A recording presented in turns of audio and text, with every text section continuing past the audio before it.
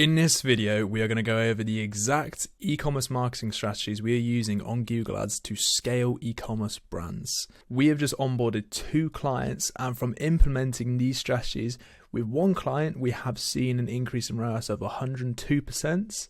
With another client, we have seen an increase in ROAS of 78%, spending 16,000 euros.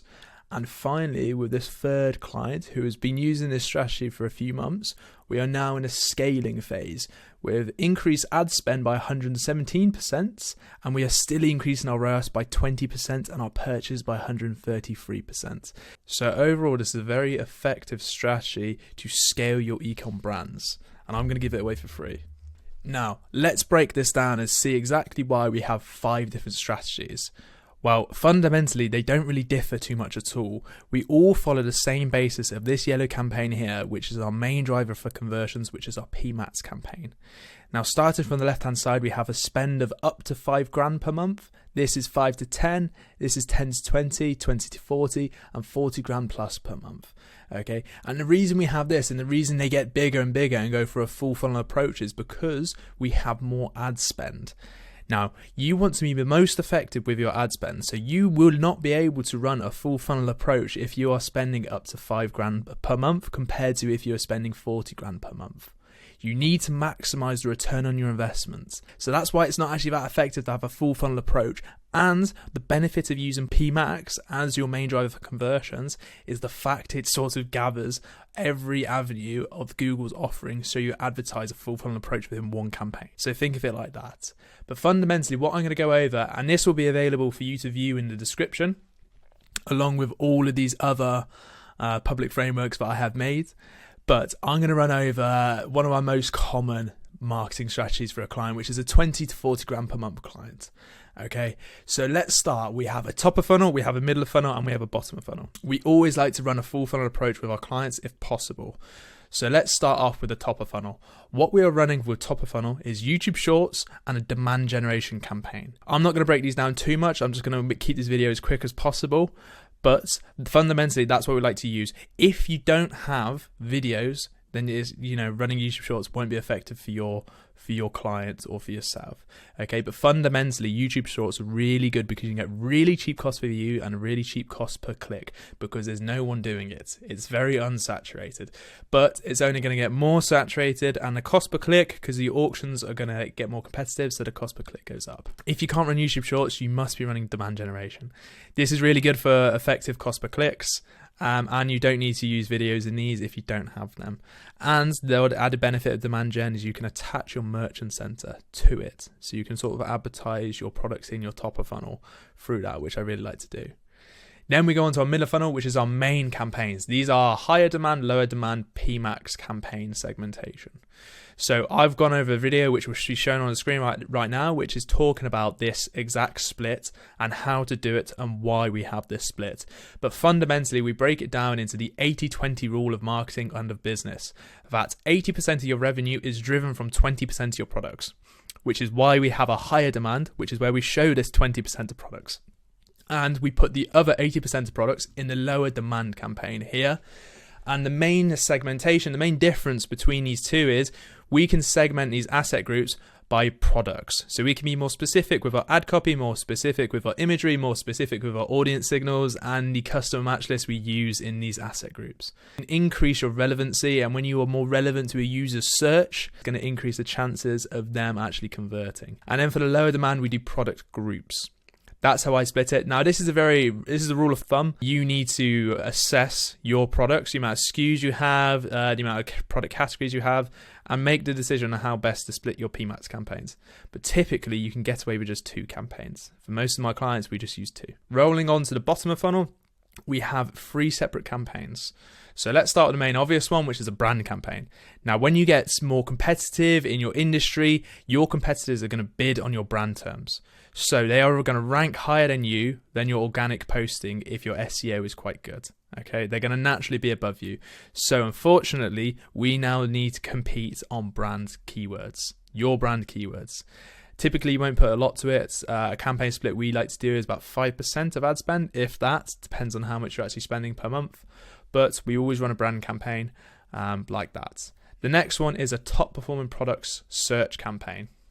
So green is search, and then the display at the bottom is blue.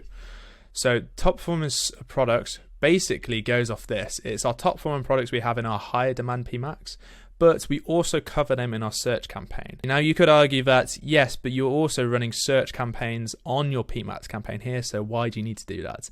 And that's a very good point, and that's why it won't be in the other ones when we have less ad spend. When we have more ad spend, we can cover more basis. And there's not a huge amount of ad spend that will actually go to this, and we'll test it out to begin with.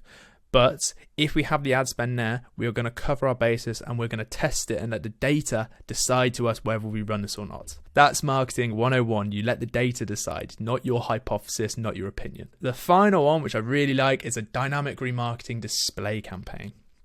And what this means by dynamic remarketing is we attach our Google Merchant Center to this. So when people go onto our websites, we can actually put the Google Merchant Center listings in front of them as part of our remarketing display campaign. It's not just a standard display campaign. We attach it to our Google Shopping ads in a way, in short for that.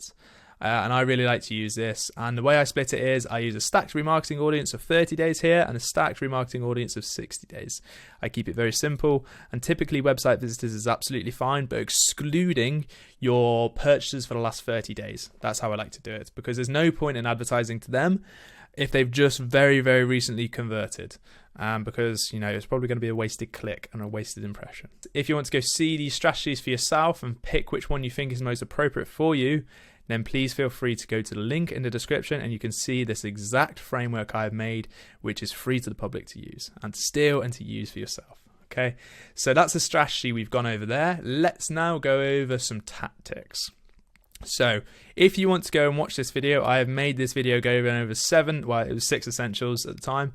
6 essentials for PMax success. These talk about our tactics of what we like to use. First one of what we like to do is our merchant center health. We want to make sure our merchant center health is as good as possible. So what we're seeing here is a lot of red warning signs, a lot of amber warning signs. We want to make sure our health is as best as it can be. Okay, that's number 1. Number 2 is our product feed optimization. We want to make sure we are optimizing for our titles, optimizing for our descriptions, and optimizing for our images. The way we like to do this in the agency is by using supplementary feeds or feed managers. And a few areas you want to make sure are on top of is your GTINs, your colors, and your Google product categories, especially for clothing. So that's number 2. Number 3 is product reviews. So if you can get your product reviews onto your Google Shopping, you should. Because having Google reviews makes your products stand out so much more. It adds social proofing and it increases your click-through rates to your website and fundamentally your conversion rates.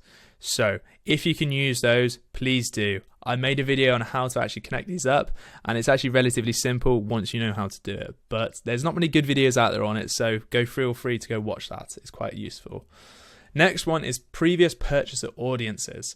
Now what this means is, and I'm going to reduce my face here, is we want to harvest the existing data we have from our existing customers and we want to use those in our PMax campaign. Similar to how a lookalike audience works on Facebook. That's exactly how it works. Integration I like to use is most of my clients are running email marketing. We like to connect up to their Klaviyo and create a dynamic list. What this means is if I create a list of total purchases and integrate it into Google Ads, I will never have to refresh it because it's dynamically populated from this integration.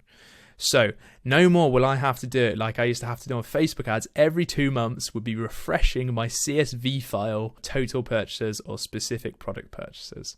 So make sure to use that. Next one is our campaign structure, which we've gone over, the 80-20 rule of our PMax campaign. Finally, asset group testing. So what we want to do is test our asset groups. And the main way we like to test it is with our audience signals here. And we like to test it maybe interest only, maybe my data only, or maybe no audience signal at all. Feed only asset groups actually work quite well. I've been testing these out. That's the thing with PMax campaigns is you need to do the testing to find out your winning formula to then scale it. It is not a one size fits all. Don't know what that term is. What works for one account I have seen in PMax multiple times won't work for another. there's not a a one size fits all formula to testing and scaling PMax campaigns. You need to do your test, find the winning formula, and scale it. Finally, product testing. We do not need to advertise all our products. And if you want to improve the profitability on your Google Ads, then don't advertise all your products, because some products will just fundamentally not be profitable on Google Ads. And if you want to be profitable, you need to advertise your most profitable products. This is what I see time and time again. People with it's accounts where they have over 1,000 SKUs, size variants, color variants. You don't need to advertise every single one of them, because some just won't sell. And once the data tells you they're not profitable, stop advertising them. Focus on the ones that bring in the profitability. And fundamentally, you will increase your profitability on Google Ads just by doing that. Okay, and that's it, guys. If you would like to work with my agency, please go through and apply for it in the link in the description. You can book a call with me and we'll go over a discovery call. We can work through your current strategy, what you're doing and where you want to be, and how we can help you. Okay, thank you guys, and I will see you on the next one.